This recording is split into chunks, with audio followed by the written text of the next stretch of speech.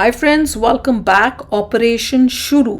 जो बात भारत समझा रहा था वो तुर्की को भूकंप संकट के बाद भी समझ नहीं आई। अब पीएम मोदी। चलो देखते हैं, वीडियो शुरू करते हैं। वीडियो शुरू करने से पहले अगर आप चैनल पर नए हो और आपने अभी तक सब्सक्राइब नहीं किया तो जल्दी से पहले सब्सक्राइब के बटन और बेल आइकन को क्लिक कर लो ताकि आपको हमारे सारे न्यू वीडियोस के नोटिफिकेशन मिल जाएं जैसे हम अपलोड करें। अगर आपको वीडियो पसंद आता है प्लीज लाइक एंड शेयर। चलिए शुरू करते हैं। दुनिया का कौन सा देश अब भारत को यूनाइटेड नेशन सिक्योरिटी काउंसिल का परमानेंट मेंबर बनाकर वीटो पावर दिलवाना चाहता है? पाकिस्तान ने ईरान और इजराइल के ऊपर 24 घंटे के अंदर यू टर्न कैसे मार लिया है? टर्की के पीओके के साथ प्रधानमंत्री मोदी ने क्या खेल कर लिया है? और प्रधानमंत्री मोदी की कनाडा में कौन सी मीटिंग कैंसिल हो गई है? काफी सारी इंपॉर्टेंट अपडेट्स आ रही हैं जो आपको मेन स्ट्रीम के न्यूज चैनल्स के ऊपर भी देखने को नहीं मिलेंगी, इसलिए इस वीडियो को अंत तक देखिएगा। ईरान और इजराइल के बीच सिचुएशन अब काफी ज्यादा सीरियस हो गई है और ये कॉन्फ्लिक्ट 5th डे में एंटर हो गया है। जैसा कि हमने आपको बताया था, ईरान में स्थित भारत की एम्बेसी ने स्पेशल बसेस का अरेंजमेंट करके स्टूडेंट्स और इंडियन नेशनल्स को आर्मेनिया के बॉर्डर तक ले जाना स्टार्ट कर दिया है। पिछले कल देर शाम से ये प्रक्रिया स्टार्ट हो गई थी। ये कुछ विजुअल्स ईरान और आर्मेनिया से भारतीय स्टूडेंट्स और इंडियन नेशनल्स के आ रहे हैं जो आपकी स्क्रीन के ऊपर चल रहे हैं। रिपोर्ट्स के मुताबिक पहले कुछ पैचेस आर्मेनिया पहुंच गए हैं और उनको जल्दी एयरलिफ्ट करके भारत वापस लाया जाएगा। इंडियन एयरफोर्स का एक मिलिट्री ट्रांसपोर्ट प्लेन या फिर एक स्पेशल फ्लाइट के जरिए इन सबको भारत वापस लाया जाएगा। इसके साथ ही भारत की एम्बेसी ने ईरान की राजधानी तेहरान सिटी में प्रेजेंट सभी इंडियन से कहा है कि अगर वो खुद ही ट्रांसपोर्टेशन अरेंज कर सकते हैं तो सबसे पहले तो तेहरान सिटी से बाहर निकले या फिर आर्मेनिया बॉर्डर तक पहुंच जाएं। एटलीस्ट सबसे पहले तेहरान सिटी से बाहर निकलकर किसी दूसरी लोकेशन के ऊपर सेफली पहुंच जाएं। रिपोर्ट्स के मुताबिक तेहरान सिटी के ऊपर एक बड़ा हमला हो सकता है, इसलिए भारत की एम्बेसी ने ईरान में प्रेजेंट सभी इंडियन से कहा है कि एम्बेसी को कांटेक्ट करके अपनी लोकेशन और फोन नंबर्स प्रोवाइड करें ताकि अगर इवैक्यूएशन की नीड हो तो भारत सरकार मदद कर सके। इवैक्यूएशन ऑपरेशन और इंडियंस की मदद करने के लिए भारत सरकार ने विदेश मंत्रालय के अंदर एक 24/7 कंट्रोल सेंटर भी बना लिया है और यहाँ पर दिन रात एक टीम रहेगी जो इंडियंस की मदद करेगी। ईरान इजराइल सिचुएशन अब और भी अग्रेसिव हो रही है और इजराइल में जो अमेरिका की एम्बेसी है वो भी ईरान के अटैक में हिट हो गई है। अब ईरान ने ये जानबूझकर किया है या फिर गलती से हो गया ये तो खैर पता नहीं, लेकिन अमेरिकन एम्बेसी पूरी तरह से तबाह नहीं हुई है। बताया जा रहा है कि इजराइल में स्थित अमेरिकन एम्बेसी का एक सेक्शन डैमेज हुआ है और इस हमले के बाद अमेरिका के प्रेसिडेंट डोनाल्ड ट्रंप ने भी अपना कनाडा का दौरा बीच में ही छोड़ दिया है। डोनाल्ड ट्रंप G7 समिट को अटेंड करने के लिए कनाडा गए थे, लेकिन बीच में ये समिट कंप्लीट किए बिना वो वापस से अमेरिका चले गए हैं। प्रधानमंत्री मोदी को डोनाल्ड ट्रंप के साथ एक बायलैटरल मीटिंग भी करनी थी, लेकिन डोनाल्ड ट्रंप प्रधानमंत्री मोदी के लैंड होने से कुछ ही घंटे के अंदर ही वापस अमेरिका चले गए, इसलिए डोनाल्ड ट्रंप और प्रधानमंत्री मोदी की बायलैटरल मीटिंग नहीं हो पाएगी। व्हाइट हाउस ने कहा है कि इजराइल ईरान सिचुएशन के कारण ही डोनाल्ड ट्रंप को G7 समिट बीच में छोड़ना पड़ रहा है। प्रधानमंत्री मोदी अब कनाडा में बाकी वर्ल्ड लीडर्स के साथ मीटिंग करेंगे। वैसे न सिर्फ भारत बल्कि अमेरिका, यूके, यूरोप समेत दुनिया के कई सारे देशों ने अब ईरान को लेकर एडवाइजरी जारी कर दी है और कहा है कि उनके सिटीजन्स तेहरान सिटी को जल्दी से छोड़कर बाहर आ जाएं। मे बी इजराइल का प्लान तेहरान सिटी को गाजा की तरह फ्लैट बनाने का हो। नेक्स्ट अपडेट आ रही है अमेरिका और पाकिस्तान के ब्रोमांस के बारे में। न्यूज निकल कर आ रही है कि पाकिस्तान का army chief field marshal Asim Munir 5 दिन के दौरे के ऊपर अमेरिका गया हुआ है और उसकी अमेरिका से काफी सारी वीडियोस वायरल हो रही हैं। अभी 2 दिन पहले 14 तारीख को अमेरिका का 250वां आर्मी डे था और उसके एक ही दिन के बाद आसिम मुनीर अमेरिका पहुंच गया है। अमेरिका विजिट के दौरान Asim Munir Donald Trump administration and उसके साथ साथ यूएस आर्मी की टॉप लीडरशिप के साथ मिलने वाला था, लेकिन ये जो इजराइल और ईरान के बीच वॉर स्टार्ट हो गया है इसने आसिम मुनीर और पाकिस्तान का सारा प्लान खराब कर दिया है, क्योंकि अमेरिका और इजराइल दोनों जगह गवर्नमेंट और top military leadership war situation को हैंडल करने में बिजी हो गई है और आसिम मुनीर के साथ अभी तक कोई भी हाई लेवल मीटिंग अभी तक नहीं हो पाई है, जिसके बाद आसिम मुनीर अमेरिका में पाकिस्तान के डायस्पोरा के साथ मिल रहा है। इसके साथ ही पाकिस्तान आर्मी चीफ के ऊपर सवाल इसलिए भी खड़े हो रहे हैं क्योंकि ईरान पाकिस्तान दोनों आपस में पड़ोसी देश हैं और इतने क्रूशियल टाइम में पाकिस्तान आर्मी चीफ देश को पीछे छोड़कर अमेरिका विजिट के ऊपर चले गया है। एक और इम्पोर्टेंट अपडेट आ रही है पाकिस्तान की पार्लियामेंट से और ये रिलेटेड है ईरान से। आपको याद होगा पिछले कल मैंने आपको एक न्यूज दी थी जिसमें बताया था कि ईरान के national security council member Mohsin Rezaei ने 2 दिन पहले एक इंटरव्यू में स्टेटमेंट दी है जिसमें उन्होंने बताया कि पाकिस्तान की सरकार ने ईरान की गवर्नमेंट और ईरान के सुप्रीम लीडर से प्रॉमिस किया है कि अगर इजराइल ने ईरान के ऊपर न्यूक्लियर मिसाइल से हमला किया यानी परमाणु हथियारों का इस्तेमाल करके ईरान के ऊपर हमला किया तो फिर उस केस में पाकिस्तान बीच में कूदेगा और फिर पाकिस्तान भी इजराइल के ऊपर अपने न्यूक्लियर वेपन्स और न्यूक्लियर मिसाइल्स फायर करेगा।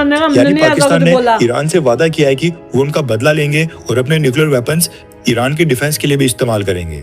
कहने का मतलब है कि जब तक इजराइल ईरान के साथ नॉर्मल कन्वेंशनल हथियार यूज करके ईरान के ऊपर हमला कर रहा है, तब तक पाकिस्तान साइड के ऊपर बैठेगा। लेकिन अगर इजराइल ने ईरान के ऊपर न्यूक्लियर इस्तेमाल किया तो फिर बदले में पाकिस्तान, जो कि दुनिया का एक अकेला मुस्लिम देश है जिसके पास न्यूक्लियर वेपन्स हैं, वो मुस्लिम उम्मा की रक्षा करने के लिए अपने न्यूक्लियर वेपन्स का इस्तेमाल करेगा। अब ये स्टेटमेंट सुनकर न सिर्फ ईरान एंड पाकिस्तान बल्कि फलस्तीन से लेकर टर्की और दुनिया के कई सारे मुस्लिम देशों के लोग काफी खुश हो गए थे कि मुस्लिम उम्मा के लिए पाकिस्तान अपने न्यूक्लियर वेपन्स भी इस्तेमाल करने वाला है। लेकिन जैसे ये स्टेटमेंट सोशल मीडिया के ऊपर वायरल हुई, उसके 12 घंटे के अंदर ही पाकिस्तान की तरफ से यू टर्न मार लिया गया है। सबसे पहले आप ये वीडियो देखिए। जनरल्स को कोट करके कि जी पाकिस्तान ने ये कहा है कि अगर इसराइल ने हमारे ऊपर न्यूक अटैक किया तो पाकिस्तान इसराइल के ऊपर न्यूक्लियर हमला कर देगा। ये गैर जिम्मेदाराना और इतनी झूठी खबर है। और पाकिस्तान का डिटरेंस इज ऑब्वियसली, अल्लाह ताला ने इस मुल्क को ना सिर्फ न्यूक्लियर कुव्वत बनाया बल्कि मिसाइली कुव्वत भी बनाया हुआ है। लेकिन ये हमारी अपनी सिक्योरिटी के लिए है, हमारी अपनी स्टेबिलिटी के लिए है, इस रीजन में स्टेबिलिटी के लिए। वरना 9/11 के बाद दोनों फौजें 11 महीने eyeball to eyeball खड़ी रही। अगर ये ना होता तो शायद पता नहीं क्या हो जाता उस वक्त, क्योंकि इंडिया को तो मौका चाहिए था। तो हमने कोई ऐसी स्टेटमेंट, हमारी तरफ से कोई ना स्टेटमेंट किसी ने दी है। इसको फैब्रिकेट किया गया है इसको। और मैंने आपको एक वो मिसाल दे दी है कि प्रेसिडेंट ट्रंप की चल रही थी, और वो जब हमने 3 जगह से चेक कर रहे तो वो एआई जनरेटेड यानी वो फेक थी, वो जो क्लिप था। पाकिस्तान के विदेश मंत्री और डिप्टी प्राइम मिनिस्टर इशाक डार, और ये पाकिस्तान की पार्लियामेंट में क्या बोल रहे हैं, यानी कि पाकिस्तान अब ईरान की रक्षा के लिए नहीं आएगा और पाकिस्तान के न्यूक्लियर वेपन्स केवल पाकिस्तान की खुद की सिक्योरिटी के लिए हैं। ये कहना है पाकिस्तान का और पाकिस्तान के विदेश मंत्री का। मे बी अमेरिका से कॉल आ गई हो तभी ये सफाई पेश की जा रही है।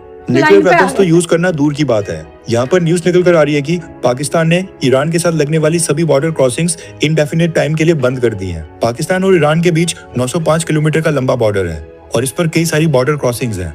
ये सब पाकिस्तान ने अगले आदेश तक के लिए बंद कर दी हैं।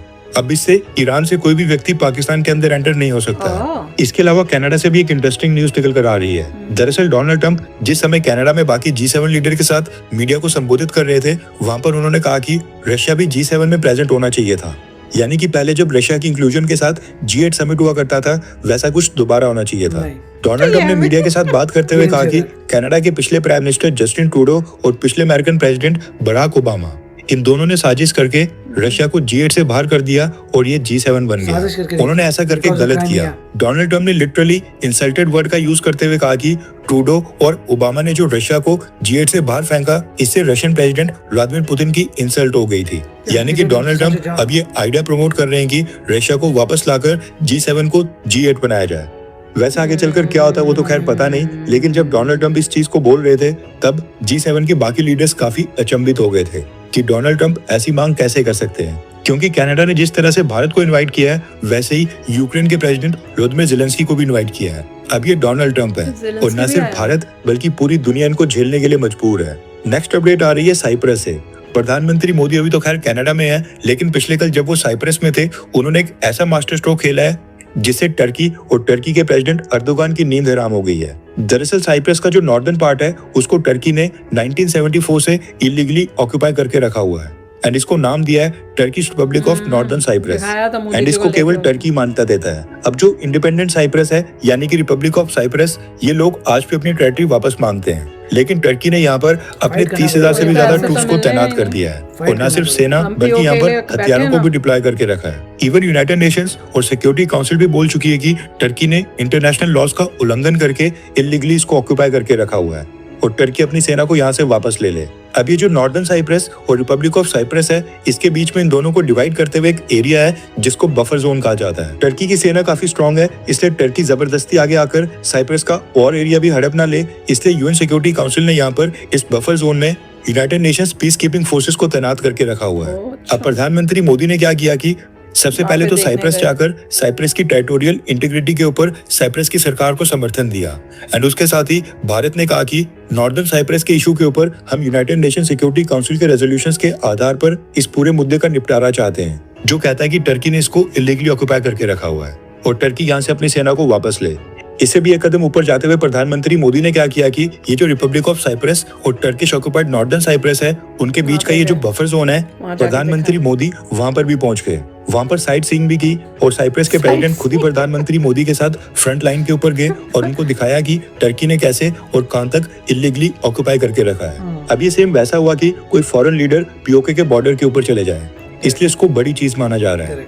अब साइप्रस भारत के सपोर्ट और प्रधानमंत्री मोदी के कंट्रीब्यूशन से इतना खुश हो गया कि साइप्रस ने प्रधानमंत्री मोदी को अपने देश का हाईएस्ट सिविलियन ऑनर भी दे दिया और उसके साथ ही भारत के लिए अनाउंस किया कि यूनाइटेड नेशन सिक्योरिटी काउंसिल में परमानेंट मेंबरशिप के लिए भारत की जो बिड है, यानी कि वीटो पावर के लिए भारत का जो प्रयास है, हम उसमें भारत का समर्थन करते हैं और सिक्योरिटी काउंसिल में रिफॉर्म्स के बाद परमानेंट मेंबरशिप के लिए भारत को वोट करेंगे। इसके अलावा साइप्रस के प्रेसिडेंट रेड कार्पेट के साथ प्रधानमंत्री मोदी को रिसीव करने खुद ही एयरपोर्ट के ऊपर भी आए थे। टेररिज्म से लेकर ट्रेड, टूरिज्म और इन्वेस्टमेंट के ऊपर दोनों देशों के बीच कई सारे एग्रीमेंट और अनाउंसमेंट भी हुई, जिसमें से सब कुछ मेन मैंने आपको बता दिया है। अब देखा जाए तो टर्की और टर्किश प्रेसिडेंट अर्दोगान ये अगर अपनी लिमिट्स को क्रॉस कर रहे हैं और युद्ध के दौरान भी पाकिस्तान को सपोर्ट करेंगे तो प्रधानमंत्री मोदी का ये कदम बनता ही है। और प्रधानमंत्री मोदी की ये साइप्रस विजिट काफी ज्यादा इंपॉर्टेंट हो गई थी, वरना साइप्रस काफी छोटा सा देश है, अकेले हरियाणा के अंदर ही 5 साइप्रस जितने देश निकल आए। अब देखना ही होगा कि टर्की का क्या रिएक्शन आता है और हम उसको भी कवर करेंगे।